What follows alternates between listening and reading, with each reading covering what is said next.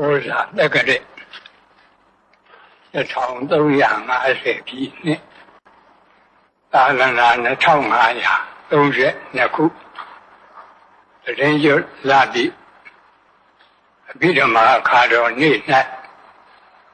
Hoja Ando Meta Bawana Deyan Huyigani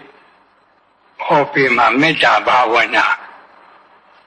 Wamiabo Nanigu Hopibame Janiga a deep lambida met by Lido Malade Tila Parana Meta Kore Yashe Miana Piamwide Meta Pieba Janiga Meta to Rigma Lade Meta Bawana Shatani Pieba Meta Boabo Nanigu Hopiba Bandilu Meta Bawana Boabo Hopiado Kaneji me solushi Natavadima Yagami Todami Mohami Midlumadi the home down it. Tava Miyade Nyaneji and Miyade Midlumba. Taka Nyaneji and Miyame Ajumia Miami Edima Lingazatojia Midlumane a jump you beer Hotala Chi. Dobe Guinea, Lunetaya, Toda Guinea, Woo Dere. Toda Guinea, Lunetaya, Mohe Guinea, Woo Dere. Mohe Guinea, Lunetaya, Narakaki, Woo Dere. Narakaki, Woo Danda, Nara, Tudokari.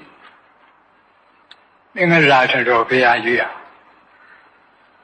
Kasayi for Biro Tower. Alebe Idio Palido got Lade Agri local me Biro Yajin Pipa. De Loba Miu, a young Pew Biro, Tola me Tauke. Tola me a young Pew Biro, Moha me Tauke. Moha me Taudogo, Mayemi Taukone. Mayemi Tauyen. Badawadiha, Toka Midri, the home Tauke. Tavi and Gami, Migo Yesi Nine, Yeshi Velu.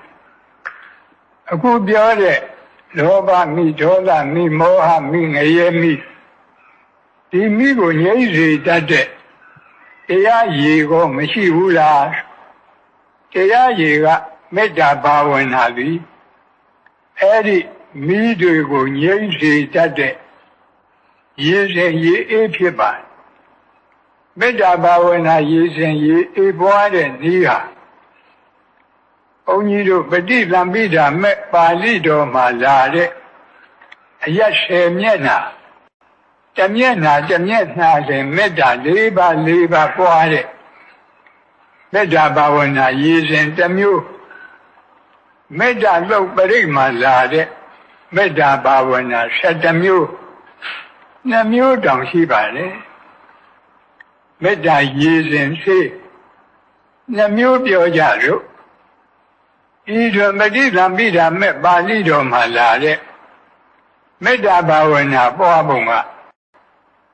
Only do the Yashemianago. Shara ye Tupunga. Tamu. Saga, a she, and now meow down. Jaka, she down, and now meow, a she meow, and now down. Out a check. Any little Nina do you a yet lamiana? A tongue a yet lamiana, the look so below. Out a check. A yet lulu mapo, Luede Nia. A she down a yet. Down a ya, and now down a ya, and now meow a ya, a she meow a ya, ဒီလိုမှတ်ရင်လည်းပဲအရက်သေးကပြီးရပြီးပါဤတွင်ဥပမာအရှိအယဆိုပါဆိုရဲ့ဥရတိမာယဒိတာယတပ်ပိတတ္တာအဝေရာဟွန်တုအပြာပိစ္ဆာဟွန်တုအနိကာဟွန်တုဒုက္ခိအတ္တနံပရိဟရံတုတုလေးချက်ဟာမေတ္တာဘာဝနာပြတယ်အယက်တမျက်နာအတွက်မေတ္တာ၄ပါးပွားကြရင်ကျန်တဲ့အယက်၉မျက်နာအတွက်အကုန်လုံးမေတ္တာပွားကြသွားတယ်အဲဒီမှာအရှိအယက်၌ရှိသောအနန္တဆက်ကြဝဠာအနန္တသတ္တဝါမေတ္တာကအပမိညာကမ္မထံခေါ်ပါတယ်သတ္တဝါအပိဉ္ချမထားရသတ္တဝါမနိုင်ရှင်နိုင်လောက်အောင်များတဲ့အနန္တသတ္တဝါအဲ့ဒီလိုဆက်ကြဝဠာလည်းပဲအရှိဘက်ကအနန္တဆက်ကြဝဠာအနန္တမှာရှိရတဲ့အနန္တသတ္တဝါတွေအာယုံပြုပြီးတော့အဝေရာဟွန်တုဆိုတာကဘေးရန်ခတ်သိငြိမ်းကြပါစေတယောက်တယောက်ရန်ပြုလို့တဲ့စေတနာဘုန်းကြီးတို့ရှားအခေါ်ဝေရစေတနာလို့ခေါ်တယ်အဲ့ဒီဝေရစေတနာရန်ပြုလို့တဲ့စေတနာဖြစ်ရင်ဒေါသတွေဖြစ်လာတယ်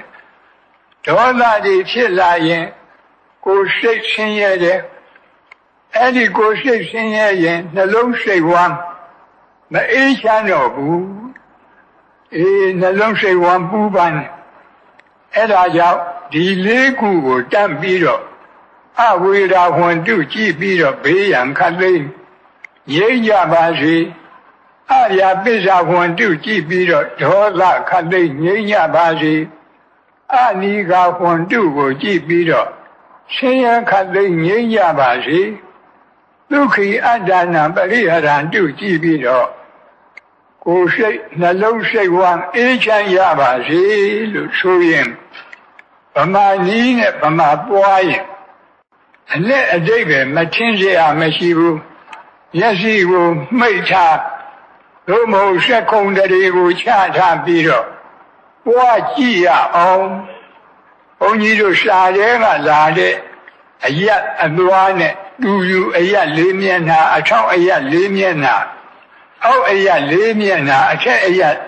အောက်အရက်အထက်အရက်အားလုံးအရက်10မျက်နှာမေတ္တာဘာဝနာပွားရအောင်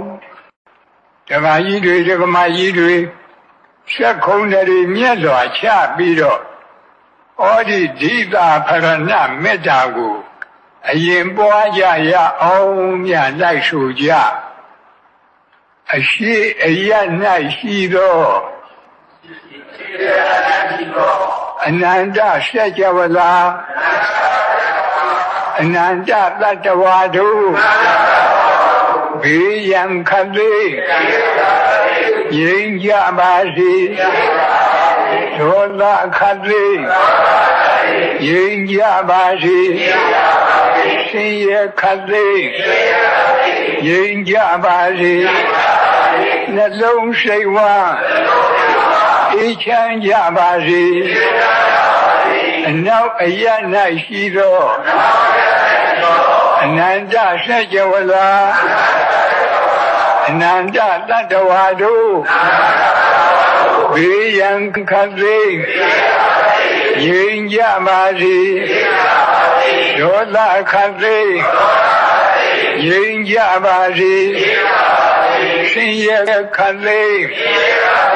ငြိမ်းကြပါစေနှလုံးစိတ်ဝမ်းအေးချမ်းကြပါစေမြောက်အရ၌ရှိသောအနန္တဆက်ကြဝဠာအနန္တသတ္တဝါတို့ဘေးရန်ခတ်သိမ်း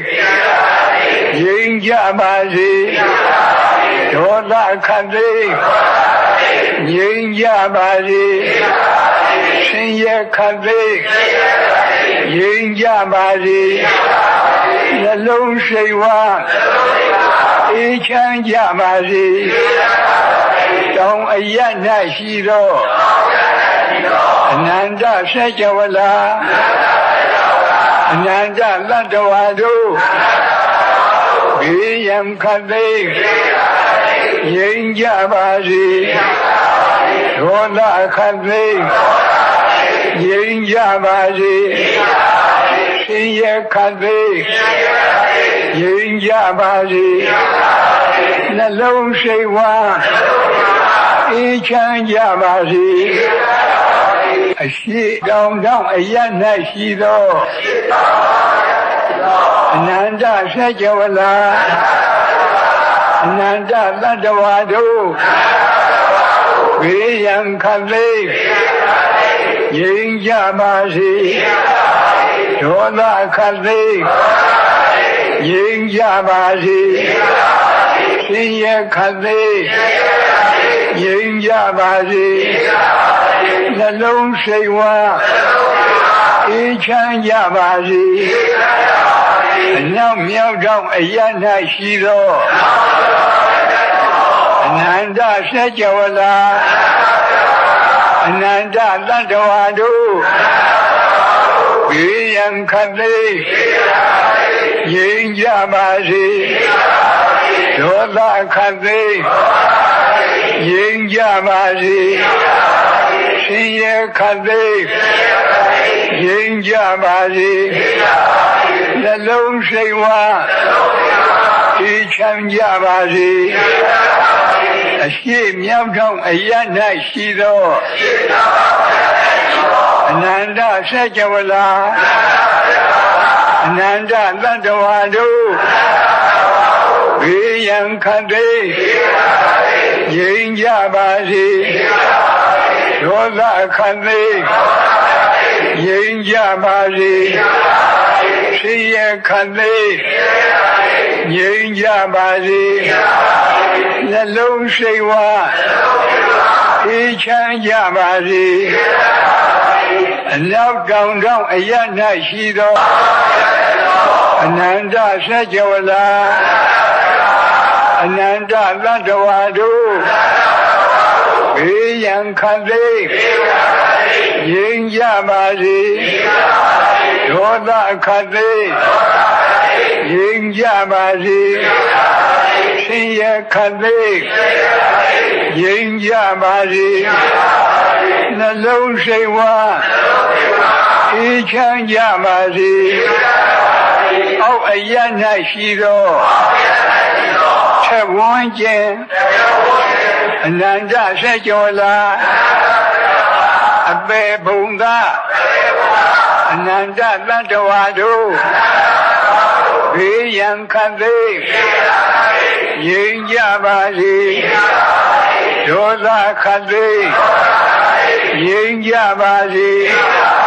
ဆင်းရဲခတ်သိမ်းငြိမ်းကြပါစေနှလုံးစိတ်ဝါအေးချမ်းကြပါစေအထက်အရ၌ရှိသောထက်ဝန်းကျင်အနန္တစัจ java လာအနန္တနတ်မြမာတို့ဘေးရန်ခတ်သိမ်းငြိမ်းကြပါစေဒေါသခတ်သိမ်းငြိမ်းကြပါစေဆင်းရဲခတ်သိမ်းငြိမ်းကြပါစေနှလုံးစိတ်ဝါအေးချမ်းကြပါစေဟောဒါပฏิသံဘိဓမဲ့ပါဠိတော်ကလာတဲ့ဓိတာဖရဏမေတ္တာလို့ခေါ်တဲ့အယတ်10 မျက်နှာအာယုံပြုပြီးတော့ဖြန့်ဝေတဲ့မေတ္တာဒီအယတ်10 မျက်နှာထားပုံကခုပြောသလိုပဲရှားရဲကထားတာကအရှိအနောက်မြောက်တောင်ဒီအစဉ်အတိုင်းအရှိတောင်တောင်အနောက်မြောက်တောင်အရှိမြောက်တောင်အနောက်တောင်တောင်ဒီလိုရှင်းပါတယ်မိမိတို့လွယ်ဆင်ញင်တော့အရှိကနေပြီးတော့အရှိတောင်ကနေတောင်ကနေပြီးတော့အနောက်တောင်ကနေပြီးအနောက်ကနေပြီးအနောက်မြောက်ကနေပြီးမြောက်အနောက်မြောက်ကပြီးတော့အရှိမြောက်ပြီးတော့အရှိလို့အဲဒီလို ုန်းကြီးတို့သိများနမိတ်ကြားတဲ့အခါအယတ်ဆက်အောင်ကြားရတယ်လို့ရှိအဲ့ဒီလိုအယတ်စဉ်အတိုင်းယခုလိုမေတ္တာပွားမယ်ဆိုလည်းပဲပွားရပါပေါ်ကောင်းပါယခုပြောတဲ့မေတ္တာဘာဝနာဆိုနည်းတွေဟာဘုန်းကြီးတို့ဒီခင်မွန်ဆရာတော်ကြီးများပွားတဲ့ဒီအတိုင်းမှာဆိုရုပ်အတိုင်းဟောတာအထက်အရာနဲ့အောက်အရာကြတော့လည်းနဲ့ထဝန်းကျင်အနန္တဆက်ကြဝလာလို့ထဝန်းကျင်ကလေးထည့်ရဘာဖြစ်လို့တော့ဆိုတော့အဲ့ဒီထဝန်းကျင်မထည့်ရင်အောက်အရာ၌ရှိသောအနန္တဆက်ကြဝလာလို့ထိုလိုက်ရင်ဒီဆက်ကြဝလာအောက်မှာဆက်ကြဝလာတိုက်တည်တိုက်ပြီးတိုက်ပြီးတိုက်အောက်မှာပေါ့လေဆက်ကြဝလာတွေအနန္တရှိတယ်လို့ဒီလိုအဓိပ္ပာယ်ရောက်မဟုတ်ဘူးအမှန်ကဒီဆက်ကြဝလာမှာအခုမြေအောက်မှာရေရှိတယ်ရေအောက်မှာလေရှိတယ်လေအောက်မှာအရတကာသဆိုတဲ့ကောင်းကင်ကြီးပဲရှိအောက်မှာဆက်ကြဝလာတိုက်မရှိဘူးဘေးပတ်ဝန်းကျင်မှာတော့ဆက်ကြဝလာတိုက်တယ်အနန္တရှိတယ်အဲ့ဓာဒီအာယုရောက်အောင်လို့အောက်အရာ၌ရှိသောနောက်နာကချက်ဝန်းကျင်ဆိုတာဘေးပတ်တယ်လို့ဆိုလိုတာအနန္တဆက်ကြဝလာအဲ့ဒီဆက်ကြဝလာကဘာဖြစ်လို့ဒီလိုပို့ရတုံးဆိုတော့ဘုန်းကြီးကအရာရှင်းမျက်နှာပြောတုံးကအပေပုံသားတွေစိတ်ကအာယုမရောက်ဘူးကိုယ်တိုင်ပို့ကြည့်လဲမရောက်တာတွေ့ရအဲ့ဒါကြောင့်အပေပုံသားတွေကိုအာယုရောက်အောင်လို့အောက်အရာကပွားရထို့အတူပဲအရာရှင်းမျက်နှာပွားတုံးကအထက်ကနတ်တွေဓမ္မတွေမပါဘူးအာယုထဲမှာမရောက်ဘူးမိမိတို့လူတွေတပြင်းနဲ့တည်နေတဲ့လူတွေကိုသာအာယုရောက်လို့အထက်ကနတ်တွေဓမ္မတွေရမေတ္တာပွားရအောင်ဆိုပြီးတော့အထက်အရာ၌ရှိတော့အနန္တဆက်ကြဝလာလို့ဆိုတဲ့ရှင်းနာကထဝန်းကျင်လို့ထည့်ရတယ်ဒီအတိုင်းပဲဒီထဝန်းကျင်မထည့်လို့ရှိရင်ဒီဆက်ကြဝလာရဲ့အထက်မှာဆက်ကြဝလာတိုက်တည်ဆင်းလဲအနန္တဆက်ကြဝလာလို့အဲ့ဒီလိုထင်သွားမယ်အဲ့ဒီလိုမထင်အောင်အဲ့ဒီအထင်ကိုတားမြစ်ပြီးတော့ထဝန်းကျင်ဆိုတော့ဘေးပတ်တယ်အနန္တဆက်ကြဝလာအနန္တနတ်ပြမာတို့ဒါလေးပဲထူတယ်ဒါဓိတာဖရဏမေတ္တာလို့ခေါ်တယ်မေတ္တာဘာဝနာဒါတနည်းဘုရားဘာသာသူတော်ရှင်တွေသည်နေ့စဉ်အမြဲမပြတ်မေတ္တာသုတ်ပရိတ်ကိုကြားရနာရကိုယ်တိုင်လည်းပဲရွတ်ကြရဒီမေတ္တာသုတ်ပရိတ်ဆိုတာကမေတ္တာဘာဝနာ7နည်းပွားတဲ့သုတ်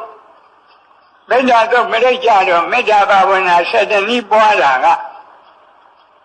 ရှင်းဥစွာ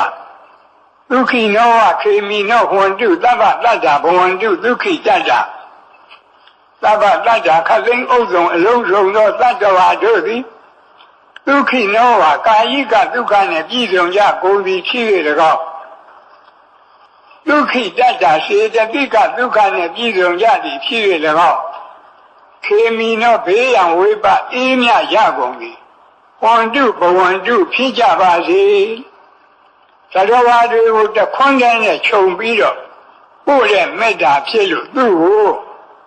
ဘုန်းကြီးတို့ရှားခေါ်သဗ္ဗသင်္ဃာကမေတ္တာလို့ခေါ်တယ်အဲဒီသဗ္ဗသင်္ဃာကမေတ္တာပို့ခြင်းရင်အားလုံးသတ္တဝါတွေသက်ကုန်တည်းမြတ်စွာချပြီးတော့ယုံစုံများစွာတတ္တဝါချမ်းသာကိုယ်စိတ်မြဲပါစေဥပယံဘေးကင်းစင်ဝေးငြိမ်းအေးကြပါစေအားလုံးသတ္တဝါတွေခြုံပြီးပို့တဲ့သဗ္ဗသင်္ဃာကမေတ္တာဒါကတနည်း၎င်းနောက်ယေကေရှိပါဏဗုဒ္ဓတိတသာဝါသာဝရဝနဝသေတာအာလုံးကြားရတဲ့အာလုံးရွတ်နဲ့ရွတ်ကြဘုန်းကြီးတို့ဒီပါဠိလိုတကယ်မေတ္တာပွားပြီးဆိုတော့ယေကေရှိပါဏဗုဒ္ဓတိ တသဝါသာဝရဝအနောသေသာသဗ္ဗတတ္တဘဝန္တုဒုက္ခိတတ္တာအဲ့ဒီလိုပို့ရပါတယ်ဟိုးနောက်နားမှာသူရဲ့အဖျားသက်ကရှိပါတယ်အဲ့ဒါကိုဘုန်းကြီးတို့သရဝါနှစ်ပုံနှစ်စုထားပြီးပွားတဲ့မေတ္တာမှုသူ့ကိုဒုက္ခမေတ္တာလို့ခေါ်တယ်ဆိုရပါစို့ဟင်းတစ်မျိုးတည်းစားနေရတော့အာယုံကစိတ်မကျေနပ်ဘူးနှစ်မျိုးလောက်အာယုံကြောင်းခြင်းလို့ပဲအခုလည်းပဲသရဝါတွေကိုအကုန်လုံးတခွန်းနဲ့ခြုံပြီးသဗ္ဗသင်္ဃာကနဲ့အာမရရင်ဒုက္ခမေတ္တာသရဝါနှစ်ပုံထားပြီးပွားတဲ့မေတ္တာပွားနိုင်ဖို့တတဝါသာဝရဝအနောသေသာသဗ္ဗတတ္တဘဝန္တုဒုက္ခိတတ္တာလို့ပွားရဗမာလူပြောတော့တတဝါဆိုတာကြောက်တတ်တဲ့တတ္တဝါဒေါသကိလေသာမကင်းသေးတဲ့ပုထုရှင်သောတာပန်တရားကံကိုကြောက်တတ်တဲ့တတ္တဝါလို့ခေါ်တယ်သာဝရဆိုတာမကြောက်တတ်တဲ့တတ္တဝါဒေါသကိလေသာကင်းလို့မကြောက်တတ်တဲ့တတ္တဝါဆိုတာအနာဂံနဲ့ယဟန္တာအဲ့ဒီနှစ်ခုကိုကြောက်တတ်မကြောက်တတ်နှစ်ရများစွာတတ္တဝါချမ်းသာကိုယ်စိတ်မြဲပါစေဥပယံဘေးကင်းစင်ဝေးရိပ်အေးကြပါစေဒီလိုပွားရပါတခါသူရဲ့တွဲပဲ့နောက်နားမှာဒိဋ္ဌဝါယေဝအဒိဋ္ဌာဗမာလူပြောရင်မိမိမျက်စိနဲ့မြင်အပ်တဲ့သတ္တဝါတွေဟောဒီဓမ္မယုံကြီးပေါ်မှာဒီအဆောက်အအုံထဲမှာရှိနေတဲ့သတ္တဝါတွေဟာမြင်အပ်တဲ့သတ္တဝါဒီအဆောက်အအုံရဲ့ပြင်ဘက်ကအရက်10မျက်နှာရှိတဲ့သတ္တဝါတွေဟာမမြင်အပ်တဲ့သတ္တဝါနှစ်ခုထားပြီးတော့မြင်အပ်မမြင်အပ်နှစ်ရများစွာတတ္တဝါချမ်းသာကိုယ်စိတ်မြဲပါစေအဲ့ဒီလိုပွားရပါမယ်နောက်ကဒူတွေဝတ္တန်တိအဝိဒူတွေဆိုတာကအဝေးမှနေတဲ့တတ္တဝါအနီးမှနေတဲ့တတ္တဝါခုနကတတ္တဝါနှမျိုးကိုပြန်လိုက်တာအဝေးမှနေတဲ့တတ္တဝါဆိုတာဒီအဆောက်အအုံပြင်ဘက်ကအရက်10မျက်နှာမှနေကြတဲ့တတ္တဝါတွေအနီးမှနေတဲ့သတ္တဝါဆိုတာဒီအဆောက်အအုံအတွင်းမှာရှိတဲ့သတ္တဝါတွေအာယုံပြုပြီးတော့ဝေးနေနီးနေနှထွေများစွာသတ္တဝါချမ်းသာကိုယ်စိတ်မြဲပါစေဒီလိုပွားရပါပြီးတော့နောက်နာမှာဘုဒ္ဓဝသံဃဝေတိဝသဗ္ဗတတ္တဘဝန္တုဒုက္ခိတတ္တာဆိုတာဘုဒ္ဓဝါဆိုတာတန်တရားဖြစ်ပြီးပြီနောက်ဖြစ်เสียမရှိတော့တဲ့ဘဝဇတ်ဆုံးတဲ့ယဟန္တာပုဂ္ဂိုလ်တွေသံဘဝေတိဆိုတာဘဝဇတ်မဆုံးသေးတဲ့ဥထုရှင်သောတာပန်တရားကအနာဂံပုဂ္ဂိုလ်တွေဒါတွေကိုခြံနှစ်ပုံထားပြီးတော့ဘဝဇတ်ဆုံးမဆုံးများစွာတတ္တဝါချမ်းသာကိုယ်စိတ်မြဲပါစေလို့အဲ့ဒီလိုမေတ္တာပို့ရမည်ဖြစ်ပါတယ်တခါတတ္တဝါကိုနှစ်ပုံထားပြီးပို့တဲ့မေတ္တာ၃ပါးအပြင်သရဝါကို3ပုံထားပြီးပွားတဲ့မေတ္တာကြတော့တိကမေတ္တာခေါ်ပါတယ်အဲဒီမှာဘုန်းကြီးတို့တတဝါသာဝရဝနဝတိတာဒီဃဝါယေဝမဟန္တာမေဇိမာရတကအနုကထူရာဒီပါဠိဂါထာချက်ဝက်မှာဘုန်းကြီးတို့သရဝါ3ပုံ3စုရအောင်ဉာဏ်ဖြန့်ရ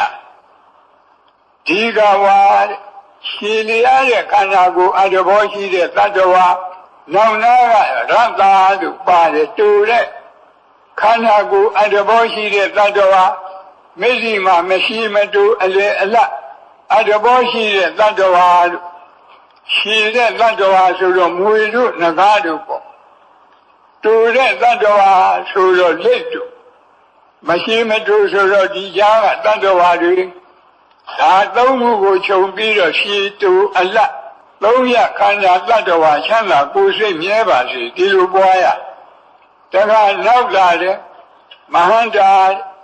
ခန္ဓာကိုယ်ကြီးမားတဲ့တတ္တဝါရာဟုအသူရိန်ကြီးတို့လိုခန္ဓာကိုယ်ကြီးမားတဲ့တတ္တဝါတွေ အနုကခန္ဓာကိုယ်သိငယ်တဲ့တတ္တဝါတွေ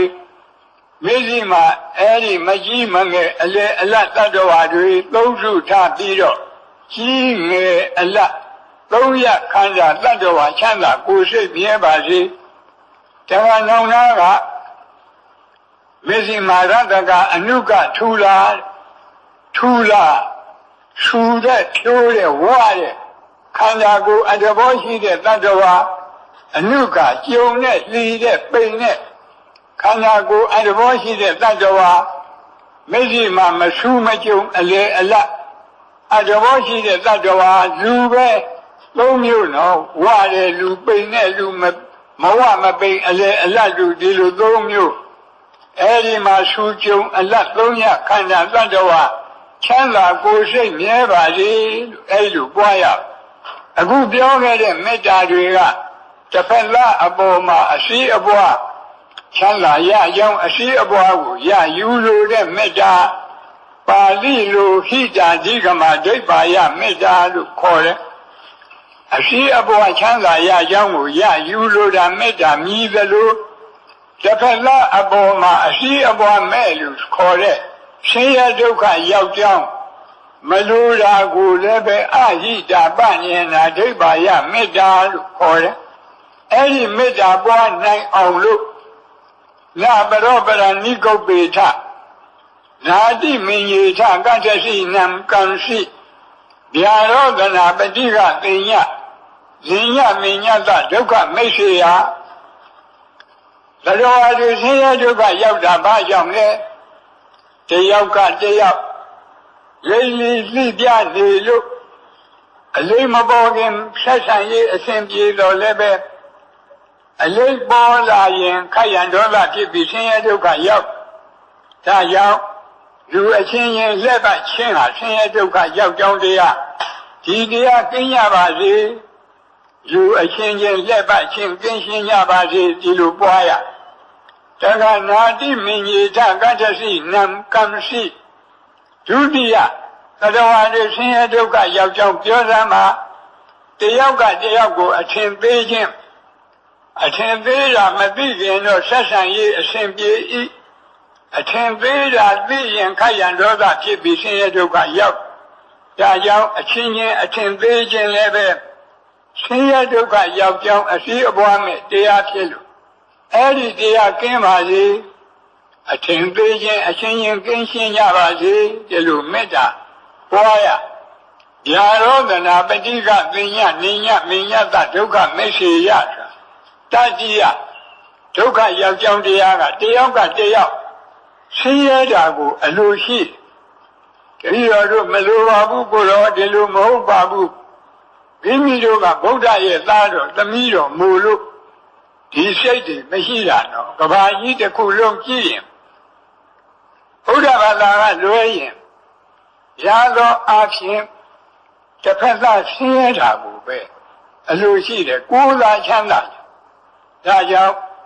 အချင်းချင်းဆင်းရဲလိုခြင်းလည်းပဲဒုက္ခရောက်ကြောင်းတရားဖြစ်လို့ဆင်းရဲလိုခြင်းအချင်းချင်းကင်းရှင်းကြပါစေအဲ့ဒီလိုမေတ္တာပွားတာကိုအစည်းအပွားမဲ့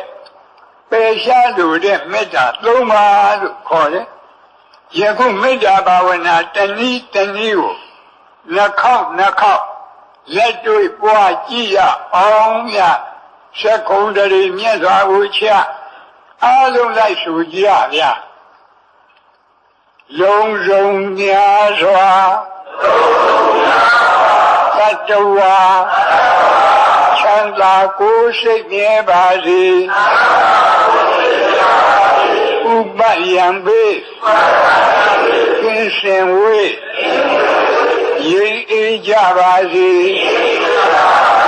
လုံးစုံများစွာသတ္တဝါချမ်းသာကိုယ်စိတ်မြဲပါစေဥပယံဘေကင်းစင်ဝေးရိပ်အေးကြပါစေကြောက်တတ်မကြောက်တတ်ရများစွာသတ္တဝါချမ်းသာကိုယ်စိတ်မြဲပါစေဥ ပယံပိကင်းရှင်ဝေးရင်းဤကြပါစေကြောက်တမကြောက်တနှစ်ရက်များစွာတတ္တဝါချမ်းသာကိုယ်စိတ်မြဲပါစေဥပယံပိကင်းရှင်ဝေးရင်းဤကြပါစေမြင်အပ်မမြင်အပ်နှစ်ရက်များစွာတတ္တဝါချမ်းသာကိုယ်စိတ်မြဲပါစေဥပယံပိကင်းရှင်ဝေးရင်းဤကြပါစေမြင်အပ်မမြင်အပ်နှစ်ရက်များစွာတတ္တဝါချမ်းသာကိုယ်စိတ်မြဲပါစေဥပယံပိကင်းရှင်ဝေးရင်းဤကြပါစေဝိနေနီးနေလက်ထွေများစွာတတ္တဝါချမ်းသာကိုယ်စိတ်မြဲပါစေဥပယံပိကင်းရှင်ဝေးရင်းဤကြပါစေဝိနေနီးနေလက်ထွေများစွာတတ္တဝါ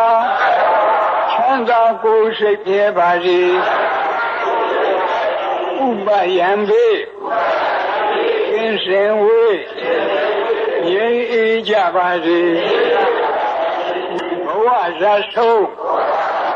မဆုံးများစွာတတ္တဝါချမ်းသာကိုယ်စိတ်မြဲပါစေဥပယံပိကင်းရှင်ဝေးရင်းဤကြပါစေဘဝဇာဆုံးမဆုံးများစွာတတ္တဝါချမ်းသာကိုယ်စိတ်မြဲပါစေဥပယံပိကင်းရှင်ဝေးရင်းဤကြပါစေ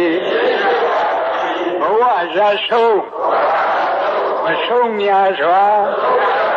တတ္တဝါချမ်းသာကိုယ်စိတ်မြဲပါစေဥပယံပိကင်းရှင်ဝေးရင်းဤကြပါစေရှိတုအလသုံးရခန္ဓာတတ္တဝါချမ်းသာကိုယ်စိတ်မြဲပါစေဥပယံပိကင်းရှင်ဝေးရင်းဤကြပါစေရှိတုအလသုံးရခန္ဓာတတ္တဝါချမ်းသာကိုယ်စိတ်မြဲပါစေဥပယံပိကင်းရှင်ဝေးရင်းဤကြပါစေဤငယ်အလသုံးရခန္ဓာတတ္တဝါချမ်းသာကိုယ်စိတ်မြဲပါစေဥပယံပိကင်းရှင်ဝေးရင်းဤကြပါစေဤငယ်အလသုံးရခန္ဓာတတ္တဝါချမ်းသာကိုယ်စိတ်မြဲပါစေဥပယံပိကင်းရှင်ဝေးရင်းဤကြပါစေထူးကျုံအလသုံးရခန္ဓာတတ္တဝါချမ်းသာကိုယ်စိတ်မြဲပါစေဥပယံပိကင်းရှင်ဝေးရင်းဤကြပါစေထူးကျုံအလသုံးရခန္ဓာတတ္တဝါချမ်းသာကိုယ်စိတ်မြဲပါစေဥပယံပိကင်းရှင်ဝေးရင်းဤကြပါစေ လူအချင်းချင်းလက်ပတ်ချင်းကင်းရှင်းကြပါစေလူအချင်းချင်းလက်ပတ်ချင်းကင်းရှင်းကြပါစေအထင်သေးခြင်းအချင်းချင်းကင်းရှင်းကြပါစေအထင်သေးခြင်းအချင်းချင်းကင်းရှင်းကြပါစေဆင်းရဲလူချင်းအချင်းချင်းကင်းရှင်းကြပါစေဆင်းရဲလူချင်းအချင်းချင်းကင်းရှင်းကြပါစေဟောဒါမေတ္တာဒုက္ခလာတဲ့မေတ္တာဘာဝနာ7 နည်းတနည်းကို2 ကြိမ်မိမိတို့ပွားပြီးအားလုံးမေတ္တာဘာဝနာပွား၍လောဘမိဒေါသမိမောဟမိငရဲမိတရိစ္ဆာန်ပြိတ္တာအတုရကဲအပေမိကိုငြိမ့်သက်နိုင်ပါတယ်လို့ဆိုတဲ့တရားတော်အရာလောဘဒေါသမောဟအပေကြီးဟူသောမိ4 ပါးကိုဤမေတ္တာဘာဝနာ2 နည်းဖြင့်ငြိမ့်သက်၍ငြိမ့်အေဒုက္ခစငြိမ့်အေတဲ့ကိုဖြစ်ကြပါစေလို့ဆုမွန်ကောင်းလဲတောင်းဤအားလုံးလည်းပဲဆုတောင်းရအောင်ဘုန်းကြီးရှိကဆုတောင်းပေးမယ်ဤသို့လည်းနေ့စဉ်ငါးပါးသောဂရုဓမ္မအိဋ္ဌသီလစောင့်တရားခြင်းသီလကောင်းမှုကုသိုလ်ကံစေရနာမေတ္တာဘာဝနာနှလုံးကျင့်သုံးရခြင်းဘာဝနာကောင်းမှုကုသိုလ်ကံစေရနာနေ့စဉ်ဆွမ်းအင်ရှိသမျှဒါနကောင်းမှုပြုရခြင်းဒါနမယကောင်းမှုကုသိုလ်ကံစေရနာဤသို့ပေါင်းအပ်ဤသို့ပွားအပ်မြတ်တဲ့ကောင်းမှုကုသိုလ်ကံအယတို့ကြောင့်ဒုက္ခခတ်သိမ်းချုပ်ပြငြိမ်းဇတ်သိမ်းကြည်နိဗ္ဗာန်ဆိုတဲ့ဒုက္ခခတ်သိမ်းလို့ချုပ်ရပြရငြိမ်းရတန်တရားဇတ်သိမ်းရနိဗ္ဗာန်တရားတော်မြတ်ကိုမပင်မပန်းချမ်းသာတော်ကုသောအကျင့်ပฏิပတ်လင်းမြန်သောဝိပဿနာအသိဉာဏ်ရည်တန်အပ်သောမဉဏ်4 ရပ်တို့ဖြင့်အရဟတဖို့ပေါ့ကိုယ်စီကိုငါမျက်မှောက်ပြုနိုင်ကြသည်ဖြစ်ပါစေကုန်တည်းအရဟတဖို့ပေါ့နိဗ္ဗာန်ကိုမျက်မှောက်ပြုရသောထိုနောက်ဆုံးဘဝပရိနိဗ္ဗာန်သုတိဤနောက်ကာလ၌